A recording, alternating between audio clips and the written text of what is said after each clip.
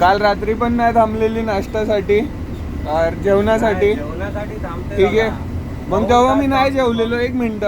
तर तुम्ही काय बोलताय, मी उतरून जाऊ ना आता? मी उपाशी राहू नाहीतर मी उतरून जाऊ, बरोबर? आता तुम्ही तेच बोलले की नाही मला. तुम्हाला काय प्रॉब्लेम नाही ना? हा, मग तुम्हाला काय प्रॉब्लेम नाही ना, उतरून जाऊ ना. मग तुमची कंपनी थांबवते अशा जागेवर जिथं नाश्ता नाही भेटत, हे बोलताय तुम्ही. तुम्हीच बोला ना, मी तुम्हाला हे नाही बोलत आहे तुमची चुकी आहे. मी बोललो का? मी बोललो तुमच्या कंपनीने थांबवलं ना जिथं नाश्ता नाही भेटत. मी काल रात्री तुमच्या मागच्या स्टाफला पण बोललो की मी रात्री जेवलो नाही, मला उठवा. त्यांनी बोलले नाही उठवणार.